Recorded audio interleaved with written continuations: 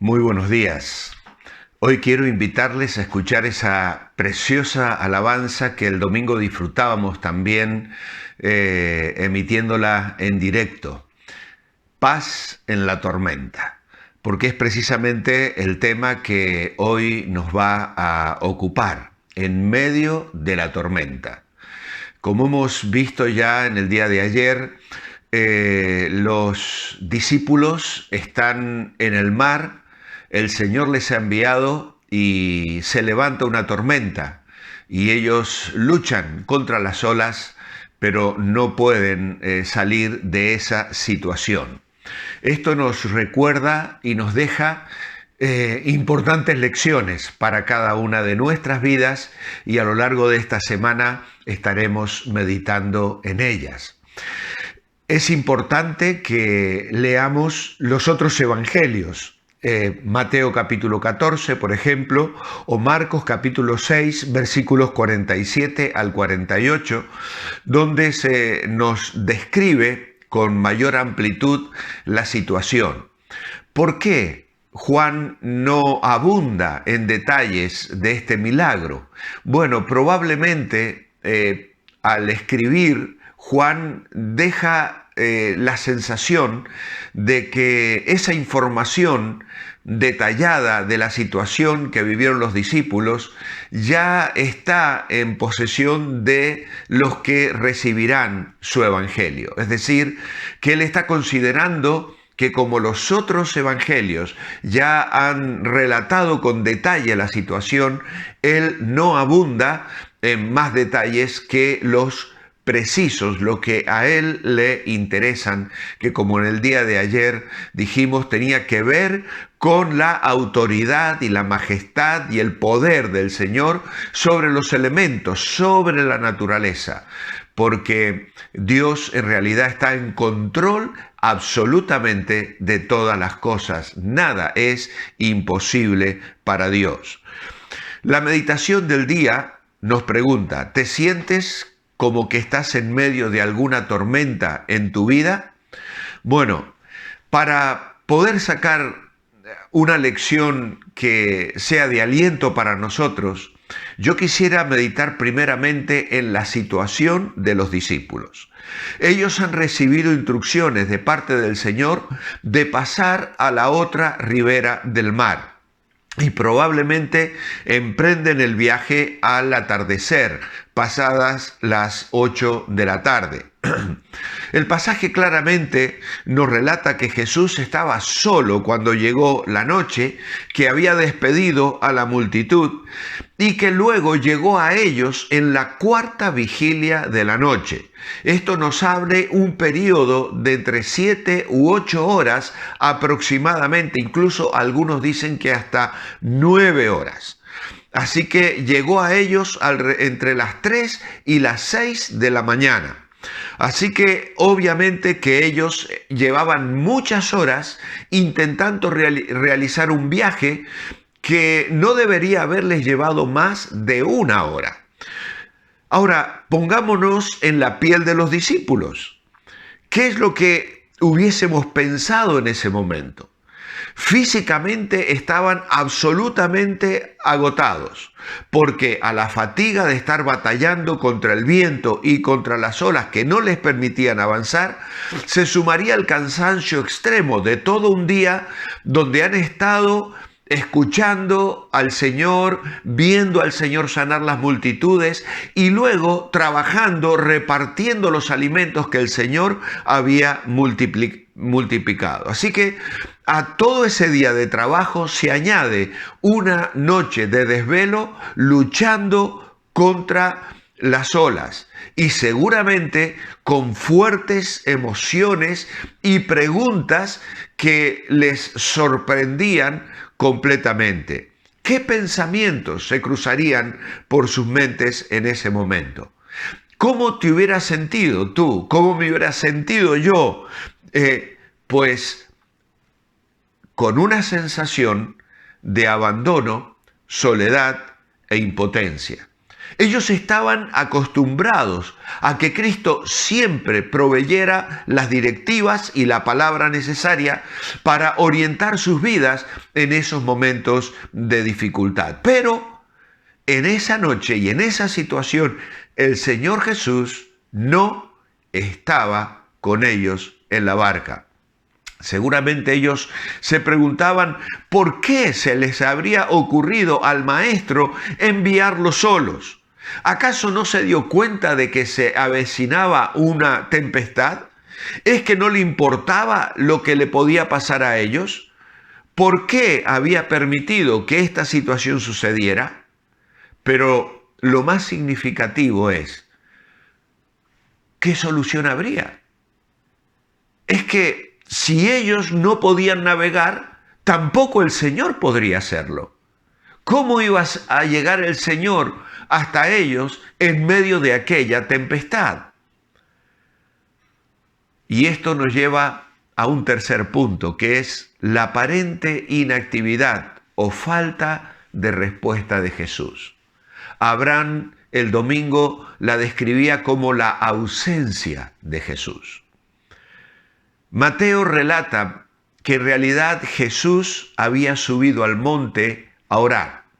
Y en esa zona que se elevan los montes más altos de Israel, desde su cima se aprecia todo el mar de Galilea. Lo más probable es que durante gran parte de la noche la barca de los discípulos se haya podido ver sobre la superficie de las aguas. Podemos suponer además que en su espíritu, obviamente, el Señor Jesús conocía la situación por la que los discípulos atravesaban. No obstante, el Señor permite que la noche avance sin intervenir, sin moverse del lugar donde estaba. Para cualquier observador, la actitud de Jesús nos ofrece toda la apariencia de una indiferencia, de poco compromiso con aquellas personas a las que él afirmaba amar. Pero tenemos que recordar que definitivamente los pensamientos de Dios no son nuestros pensamientos. Nuestros caminos no son tan altos como los suyos, dice el profeta Isaías.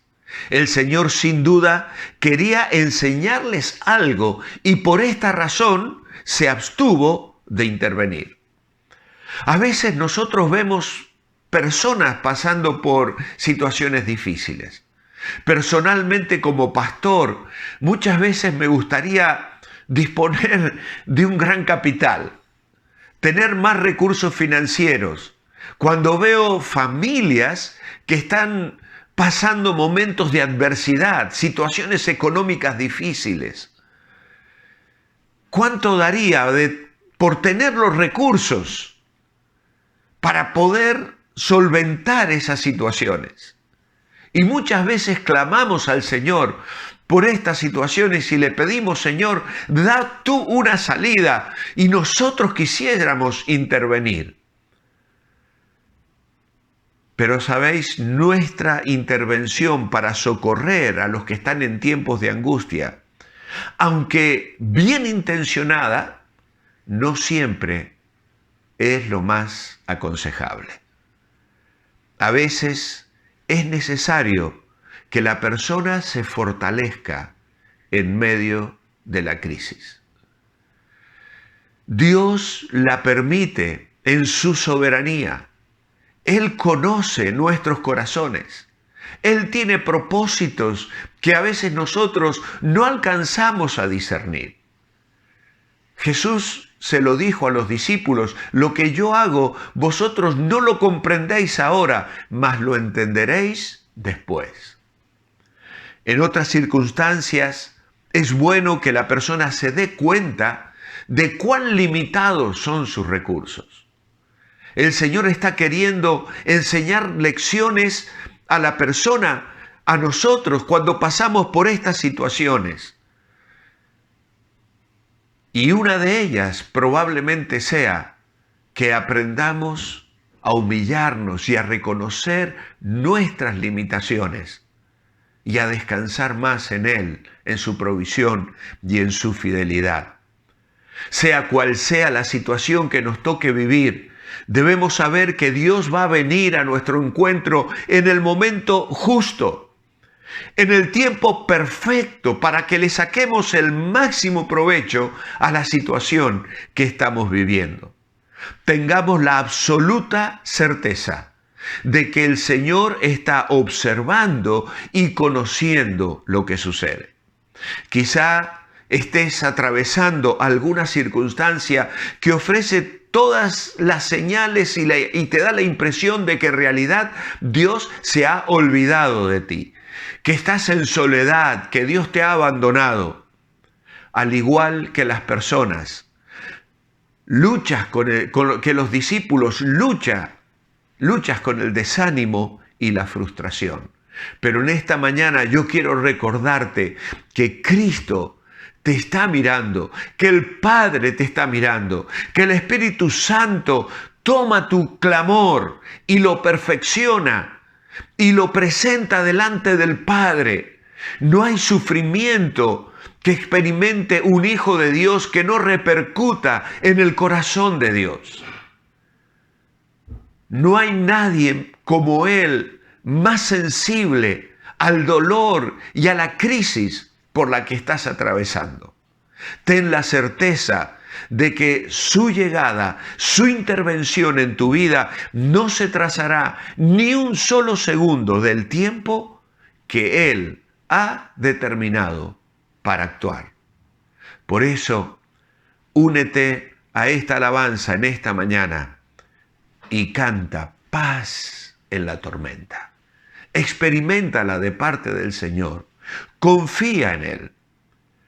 La idea central de esta semana nos decía que cuando estés al borde del naufragio, deja que Jesús suba al barco de tu vida y Él te llevará a un puerto seguro.